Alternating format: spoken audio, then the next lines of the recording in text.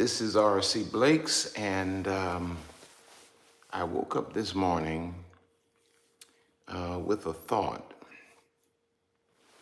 I woke up with a thought relative to purpose.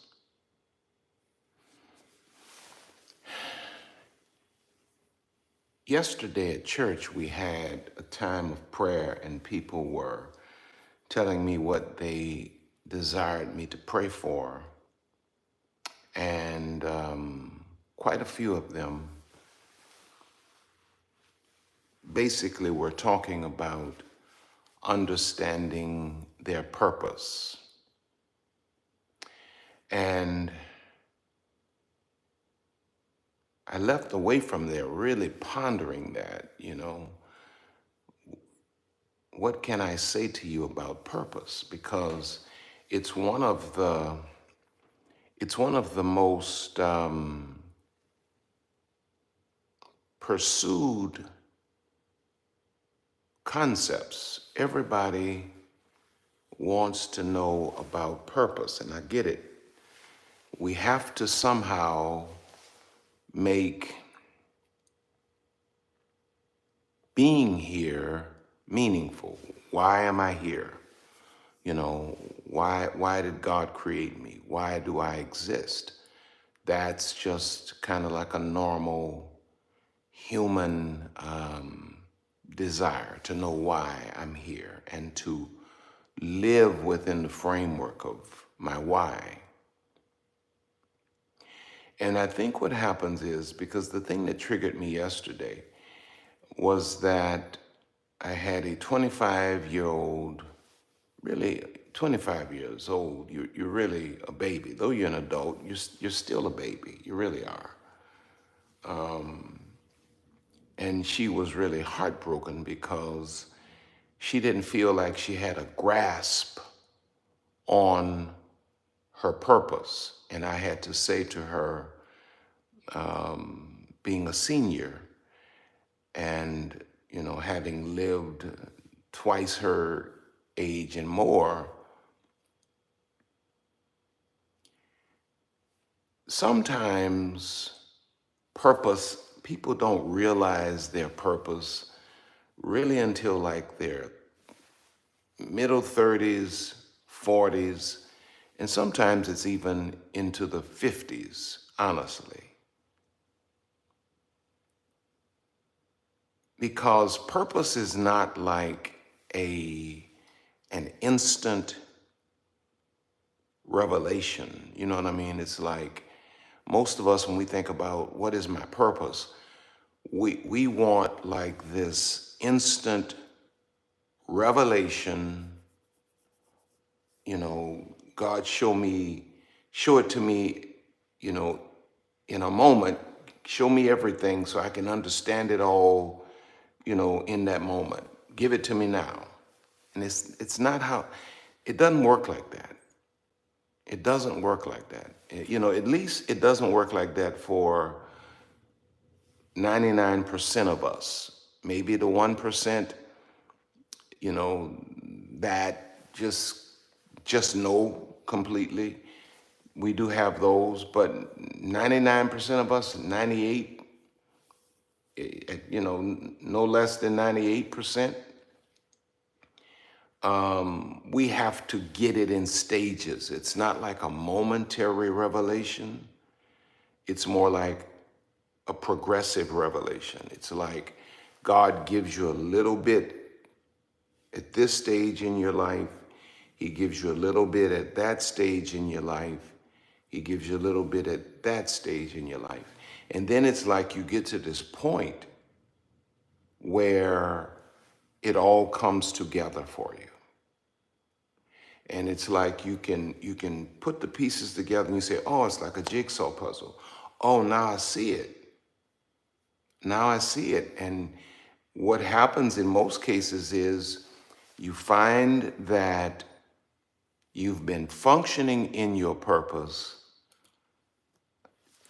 to some degree, in some capacity. You've been functioning in your purpose the whole while.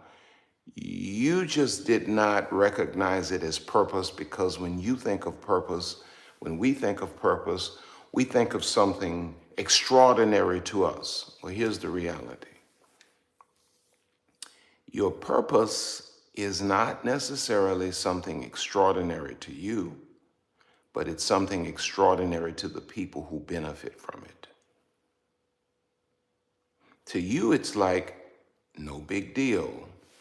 You know, oh, just that, I just do that. You know, I just do that. That's just something I do. I'm just doing that. I'm really searching for my purpose. And the whole while, the thing that you're writing off and the thing you're like, oh, that's no big deal, that thing is changing people's lives. But to you, it's no big deal because it's impossible to see the picture when you're in the frame. I'm sitting in my office at my house, and I'm at my front window right now. You're just kind of trying to utilize mostly natural light. I got one light here, but I'm looking at my neighbor's house, and I can see everything about my neighbor's house. But you know what? While I'm sitting here in my office looking out of my window in my home, I can't see my house right now. I don't know what the front of my house is looking like right now. Somebody may have spray painted the front of my house last night. I don't know, because I'm inside looking out. And that's kind of how your purpose, you know, that's how it happens. You're waiting for something extraordinary to, you know, I'm looking at my neighbor's homes like, wow, those are beautiful homes. I can't see my own. And so it's other people that see the value in the thing you view as run of the mill, just something I do. And so here's some advice for you. Here's some advice for you.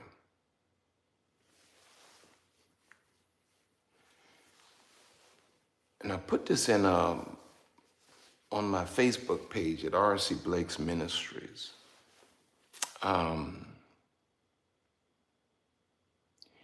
You'll never, it's, you know, one thing is for certain, I think I said it like this. One thing is for certain, you will never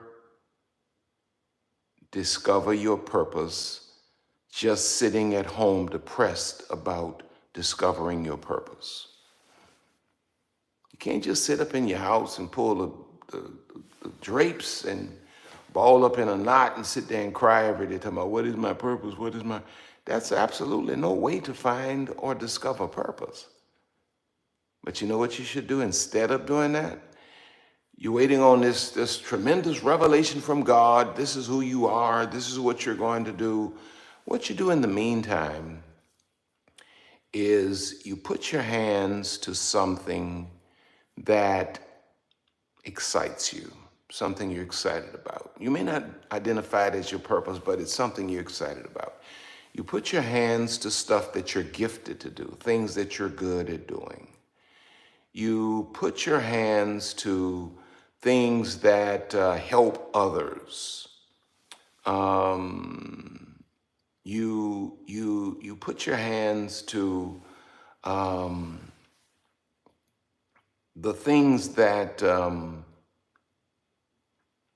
are productive, beneficial to others, and you serve in areas, you know, where you can serve and you feel good about serving, and you just keep on doing, you just keep on moving, you just keep on growing. And one day, you know, when you've gotten through doing this thing because you're excited about doing that, doing this because you're gifted to do that, doing this because it serves others, it's like one day, all of that stuff is going to come together. And you're going to say, wow, there it is. You're going to discover your purpose while doing. You know, every disciple that Jesus called to walk immediately with him, the 12, they were all doing something. Their purpose found them doing something. And so don't buy into this thing where you sit in the house because you're looking at Instagram all day and you feel like everybody and their mama has a purpose and they're walking in it. And I'm the only one that's out here and I don't have a purpose. And you do nothing but sit there and sit in depression because you feel like you don't have a purpose. You do, but you got to start doing something.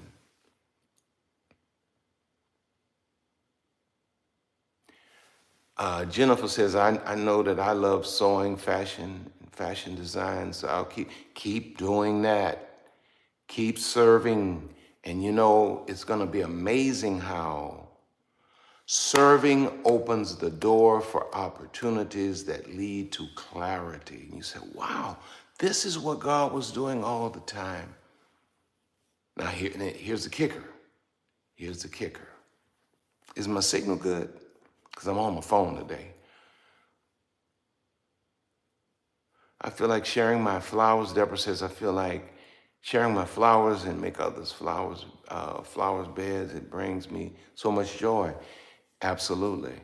Just keep doing what you're excited about doing. Here's the kicker.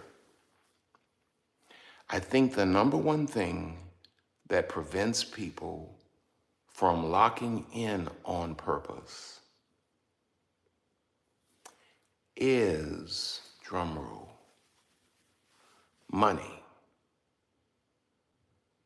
The world has equated purpose with money. And so we feel like if it's not making me a lot of money, it can't be my purpose. Can I tell you something? Your purpose is something that you will do for absolutely nothing every day of your life. And then on the flip side of that coin, when you are committed to your purpose and you do it absolutely for nothing every day of your life, the world will pay you handsomely to do the thing that you would have done for absolutely nothing. Because the people that do a thing the best are not the people that do it for money, but the people that would do it for absolutely nothing. And so if you forget about money, if you forget about compensation, and you roll with the things that make you happy, the things that you're gifted to do, the things that serve your community, and all of that kind of thing, you eventually wake up and you discover, oh, this is my purpose. And then God, watch this, then God begins to give you. I asked them, is my signal good? I asked y'all that I didn't read the feed to see. Then God begins to give you unique ways for the thing that he's brought you in the earth to do, to also make provision for you. Thank you, thank you, thank you.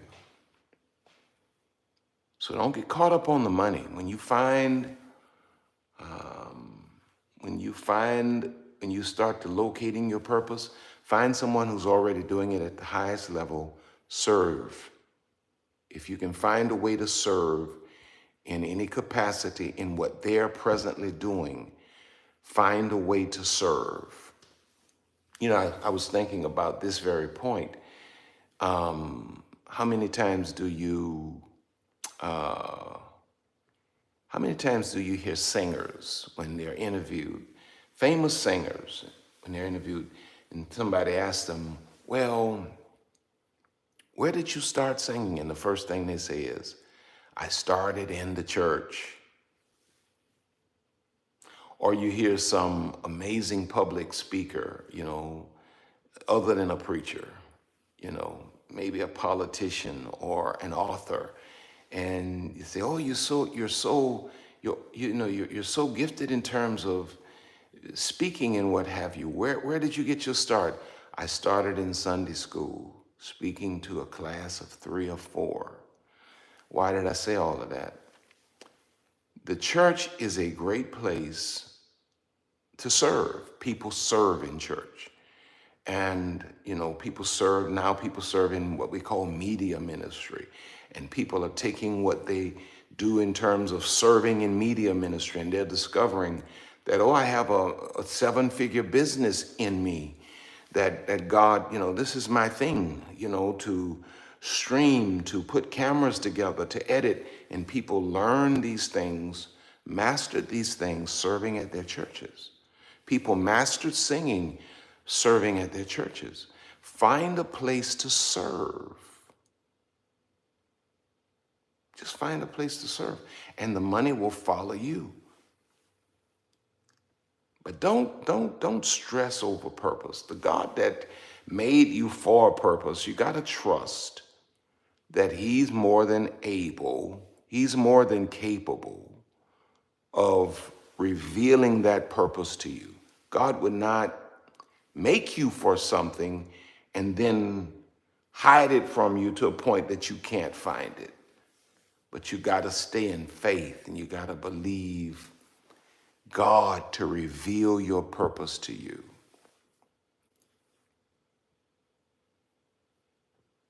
And I see all of the things you all are mentioning about what you love to do.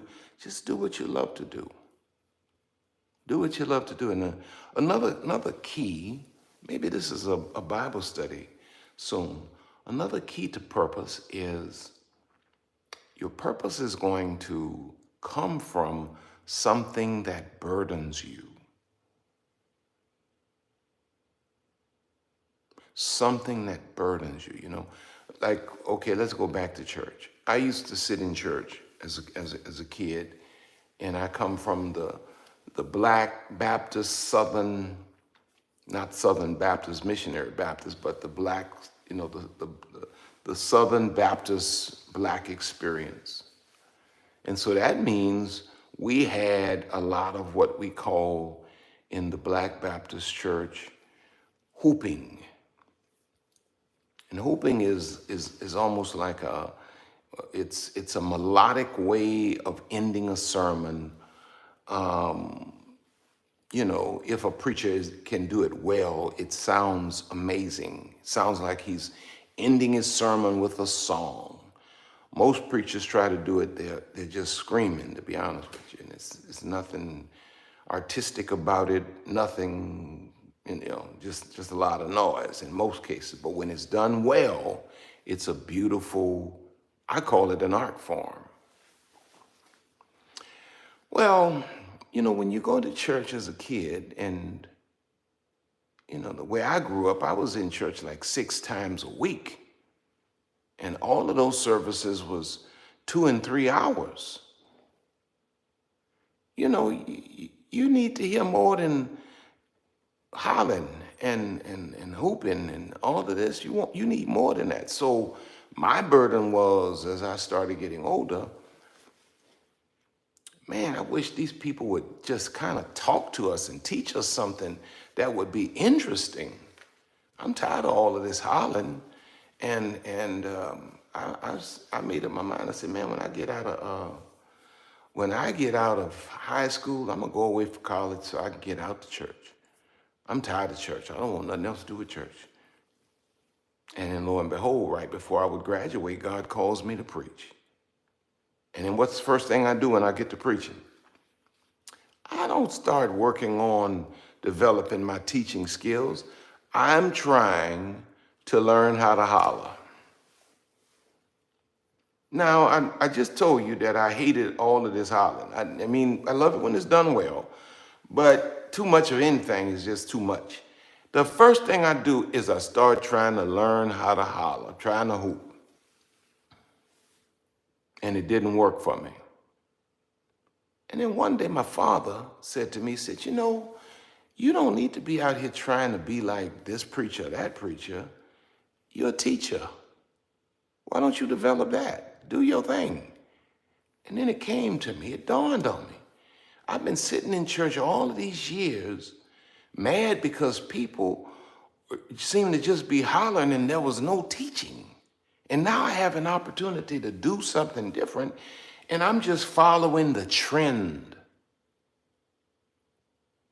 And then I got back to the thing that God put up on my heart. The thing that I always said, I wish they would. God gave me the opportunity to do it.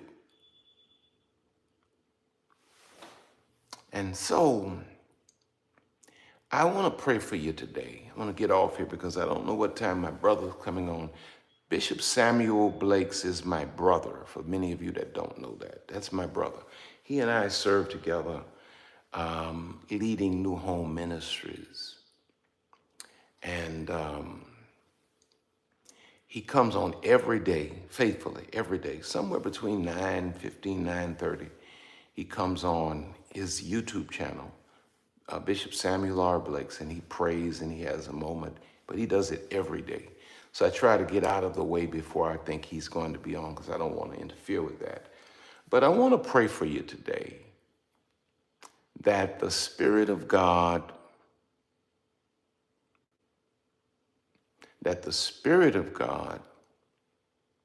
would begin to give you clarity regarding your purpose. I dismiss from your life right now every sense of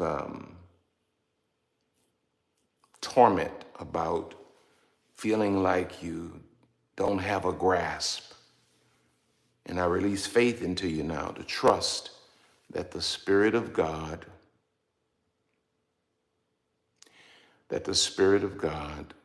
would give you a calm, that the Spirit of God, now I'm praying for the people and my wife is leaving me. This is terrible. I'm praying for the people and I'm looking at her walk across the front yard. She didn't ask me if I wanted to walk. See how that? Yeah, now she's looking at me because she's listening to me on the thing. Go on and go. Go on and go. God gonna deal with you. Praise God. That the Spirit of God would just really give you a sense of rest and peace. That you will know that God has not brought you into this world to leave you clueless. And may the anointing, the oil of wisdom rest upon you. All of wisdom. And may the Spirit of God take your eyes off of all of these other people. And may you realize that your purpose is tailor-made for you. And may you have the courage to be uniquely you. No matter what they think, no matter what they say, no matter what they do, I speak that into your life today. I speak that into your life today. In Jesus' name. In Jesus' name. I love y'all. I love y'all. Now, join me tonight. I think tonight we're going to do some queenology content. And I want to revisit the 5 tenets of queenology or queen consciousness. I want you to meet me tonight, 8 p.m. Central Standard Time. Meet me tonight and bring your pads and your pens and invite your girlfriends to meet me tonight. This is going to help you in terms of understanding who you are as a woman, as a queen conscious woman. This is going to help you. You know, queenology is happening in August, so you're going to hear me doing more queenology kind of content to get the ladies in particularly on track. It's going to be an amazing explosion of royal consciousness in Atlanta. Listen, I love you all. I love you. I love you. I love you. I love you. I love you. I love you. And I want you to have an amazing day. You see how the Lord, I was praying and the Lord blacked my beard out. Miracles do happen. Y'all see how that happened like that? The miracle was at the drugstore. I love you all. I want you to have a great day. And I'll see you tonight, 8 p.m. Central Standard Time. And just know I love you. And y'all pray for Lisa. Pray for her.